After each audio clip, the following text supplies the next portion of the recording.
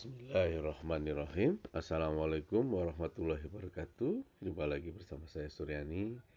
Pada kesempatan kali ini kita akan membahas tentang materi yang keempat di riset operasi, yaitu teori dualitas, di mana ini adalah masih termasuk ke dalam program linear. Jika yang materi pertama itu tentang program linear, tentang grafik, kemudian simplex, lalu yang saat ini adalah teori dualitasnya. Jadi ini salah satu materi yang cukup unik ya. Jadi uniknya adalah karena kita berbicara dengan dua sudut yang berbeda, dua sudut pandang yang berbeda. Makanya muncullah namanya dualitas gitu. Langsung saja di sini pemahaman tentang dualitas itu sendiri dua konsep yang saling berlawanan gitu. Jadi dalam permodelan pemrograman linear ya terdapat dua konsep yang saling berlawanan. Ini yang pertama kita sebut primal namanya, dan yang konsep yang kedua itu kita sebutin nama dual. Atau bentuk dual ini adalah kebalikan dari bentuk primalnya. Jadi ketika kita membuat sebuah pemrograman atau pemrograman linear, maka itu adalah bentuk primalnya. Lalu kita ditanya gitu, bentuk kebalikannya apa nih? Kebalikannya yaitu bentuknya namanya dual. Makanya dualitas sebetulnya. Nah, ini formulasi dari problem dual. Yang pertama, jika bentuk primalnya adalah maksimasi, maka problem dualnya adalah minimasi. Begitupun sebaliknya. Jadi kalau kita pada saat di awal kita disuruh mencari atau maksimasi modelnya, maka dualnya adalah diminimasikan. Begitupun sebaliknya, jika di awal bentuk primalnya kita mencari tentang minimasi, maka sebaliknya adalah tentang maksimasi. Lalu yang kedua adalah jika primal punya dua variabel dan tiga constraint, tiga pembatas, maka dualnya kebalikannya. Kita punya dual itu memiliki tiga variabel dan dua constraint. Jadi serba kebalikannya. Ya, jadi jumlah variabel pada primal itu akan selalu sama dengan jumlah constraint pada dualnya. Ya, jumlah constraint pada primal akan selalu sama dengan jumlah variabel dalam dual. Ya, lalu yang berikutnya adalah konstanta nilai kanan. Nilai kanan pada constraint primalnya itu sama dengan fungsi tujuan pada bentuk dualnya. Ini bahasa ininya nanti ada ini ya bahasa modelnya, per model bahasa matematikanya ya. Ini narasinya seperti ini. Jadi nilai kanan pada constraint primal nih fungsi nanti akan menjadi fungsi tujuan pada bentuk dualnya. Lalu yang berikutnya adalah koefisien baris pada primal menjadi koefisien kolom pada dual. Kebalikannya. Kalau di primal dia jadi baris, maka di dual itu akan jadi kolom. Lalu batasan yang mengandung tanda persamaan akan membuat batasan non negatif bagi dual variabel yang bersangkutan harus dihilangkan. Kemudian yang terakhir, koefisien tujuan pada primal akan sama dengan nilai kanan pada constraint-nya di dual. Ya, jadi saya bisa sebutkan ini kalau dalam bahasa ininya matematisnya ya. Jadi kalau di sininya primal, ini fungsi tujuan, maka masalah dualnya ini nilai kanan fungsi batasannya. Kan koefisiennya ada tuh di pertemuan sebelumnya. Koefisien fungsi tujuan itu nanti dirubah jadi nilai kanan fungsi batasan. Kalau di sininya maksimumkan Z atau minimumkan Y atau Y, atau bisa juga biasanya di G ya. Di sini kita minimumkan dualnya. Kalau di primalnya itu batasan, maka masalah dualnya itu jadi variabel keputusannya. Ya. Kalau di sini bentuknya kurang dari sama dengan, maka masalah dualnya adalah Y lebih besar daripada 0. Kebalikannya, kalau bentuknya sama dengan, maka Y lebih besar sama dengan itu dihilangkan. Kemudian ada variabel XJ, ya. Variabel X nanti menjadi batasan. Variabel keputusan X itu nanti akan jadi batasan. XJ lebih besar dari 0, nanti bentuknya lebih besar dari 0 juga. XJ lebih besar dari 0 dihilangkan, kemudian masalah dualnya adalah bentuknya sama dengan. Itu kebalikan-kebalikan. Primal kebalikannya adalah dual. Kenapa di sini? Karena gini, dalam prosesnya primal atau dual ini ada perubahan-perubahan. Jadi pada saat ketika kita menghitung primal, maka di satu sisi yang lain ada pihak yang ingin kebalikannya. Contohnya gini, saya pengen keuntungan yang semaksimal mungkin gitu, dalam fungsi tujuan.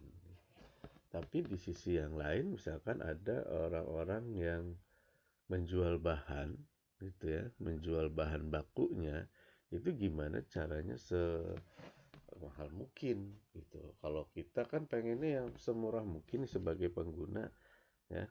Tapi kalau bagi yang ngejual ya pengen gimana caranya biar yang semahal mungkin. Nah, itu adalah teori dualitas kalau dalam praktek aktualnya seperti itu. Jadi kayak penjual pembeli, saya mau beli bahan baku untuk membuat gorengan gitu ya, pasti saya menginginkan saya beli itu semurah mungkin bahan baku itu. Tapi kan dari sisi penjual bahan baku pasti pengen ngejualnya itu semahal mungkin. Nah, itu kedua masalah tersebut dinamakan dualitas dalam riset operasi. Jadi kita sebagai seorang mengambil keputusan, kita harus bisa menghitung juga apa sih sebenarnya yang diinginkan oleh si penjual bahan baku tadi. Nah, kita buat formulasinya. Jadi kita tahu nanti mengambil keputusan, membuat kebijakan dari permasalahan di perusahaan kita itu mempertimbangkan juga itu apa sih yang diinginkan oleh penjual, atau dalam contoh yang tadi adalah penjual bahan bakunya gitu. Nah, kalau dalam bentuk skema bentuknya seperti ini ya. Minimumkan Z, nah, primal minimumkan Z sama dengan 5x1 ditambah 2x2 tambah x3, contoh ini ya. Kemudian fungsi batasannya ini ada 1, 2, 3. Ini 2x1 tambah 3x2 tambah x3 lebih besar dari 10. 6x1 tambah 8x2 tambah 5x3 lebih besar dari 20. Kemudian ada 7x1 tambah x2 tambah 3x3 lebih besar dari 30. Nah, ini yang disebut primal nih contohnya. Lalu kita disuruh membuat dualnya bagaimana? Nah, ini saya sudah buat skemanya. Bentuk dualnya itu berarti kalau di sini minimumkan, berarti di sini maksimumkan. Kalau di sini Z, berarti di sini Y, kebalikannya. Lalu ini angka-angka ini gimana? Nah, yang angka ini diambil dari fungsi batasan ini. Nilai kanan fungsi batasan ini berubah menjadi koefisien dari maksimumkannya gitu ya. Nah, di sini kita lihat ya, angka-angka 10, 20, 30 itu diambil dari nilai kanannya. Kemudian X1, X2, X3-nya seperti tadi kan berubah menjadi Y gitu ya. Ini variabel Y ya, tergantung dari nanti bentuknya apa ini gitu. X berarti berubah jadi Y. Jadi yang tadinya minimumkan Z 5x1 2x2 tambah 3x3, maka di dualnya itu kita maksimumkan Y0 10Y1 20Y2 30Y3 Y1 Y2 Y3, ini batasannya. Jadi fungsi tujuan pastinya kan. Ya, kemudian fungsi batasannya bagaimana? Sama, kita kebalikannya juga. Batasannya ada 3 nih. Ya, batasan yang pertama kita ambil dari ini. X1, X1, X1. Ya, dari mana nih? Nah, ini 2 dari sini, koefisien 2 untuk Y1, 6 untuk Y2-nya, dan 7 untuk batasan ketiga. Kurang dari 5-nya dari mana? Kita lihat dari fungsi tujuan ini, koefisien ini. Jadi yang X1, X1, X1 itu jadi batasan pertama. Simbolnya Y gitu. Kemudian yang kedua gimana? Ya kita ambil koefisien-koefisien dari X2 nih. Itu 3Y1 dapat dari sini untuk pembatas pertama. Batasan kedua 8Y2 tambah X3-nya 1Y3. Kurang dari, lihat koefisien dari X2 di sini, minimumkan fungsi tujuannya 2. Begitupun Y1 tambah 5Y3 diambil dari sini. Kurang dari 1. Maka ini sudah jadi nih bentuk dualitasnya. Saya gambarkan seperti itu, ya. Bisa dipahami ya. Jadi sangat mudah sebenarnya dengan menggunakan konsep ini. Jadi ini harus dipahami. Kenapa proses ini terlebih dahulu harus dipahami? Karena nanti pada saat kita membahas analisis sensitivitas, kita harus mampu dulu nih merubah dualitasnya. Jadi ini sangat berpengaruh ya terhadap materi selanjutnya. Lalu setelah itu ini ada contoh ya. Contoh yang lainnya seperti yang tadi, primalnya ini ya sama nih. Kemudian tanpa tabel langsung saja. Ini minimumkan, ini maksimumkan. Simbolnya Y, maka sama dengan 10 dari sini Y1. Ini untuk pembatas pertama, 6 untuk pembatas kedua, 8 untuk pembatas ketiga. Fungsi batasannya, ya ini karena ada 2 berarti 2. Ya, di sini ada X1, X1, 2, X1 berarti Y1, Y2 dan 2Y3 ininya 2. Lebih besar. Kalau ininya lebih kecil berarti kebalikannya lebih besar. Kemudian ada 5Y1 tambah 3Y2 tambah 2Y3. Berarti dari sini ya, 5 untuk pembatas pertama, 3 untuk pembatas kedua, 2 untuk pembatas ketiga. Lebih besar daripada 1. Kebalikannya, satunya dari mana? Dari fungsi tujuan primalnya. Oke, itu contoh yang lainnya. Lalu ada contoh yang berikutnya, kalau 3 variabel nih, fungsi z-nya maksimumkan x1, x2, 3x2 dikurang 2x3. Maka nanti berubah bentuk nih. Minimumkan y sama dengan 25y1, y1 ya untuk pembatas pertama. Kemudian 30Y2 untuk pembatas kedua. Karena fungsi batasannya jadi ada berapa nih? 1, 2, 3 berarti. Ya, berarti yang pertama 4Y1 ya, kemudian ditambah 7Y2 lebih besar dari 1. Kemudian batasan yang kedua ini 3 yang X2 X2. Dari mana? Dari sini 8Y1 kemudian 5Y2 lebih besar dari 3 nih.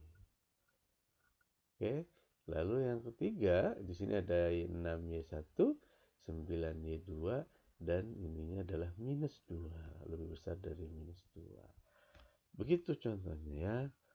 Nah, kalau sudah paham ini bagaimana cara merubah primal menjadi dual.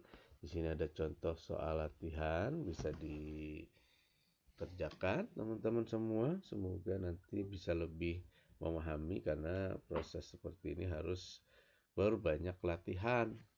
Ya, kalau tidak berlatih, perhitungan itu akan sulit karena tidak mungkin bisa dihafal.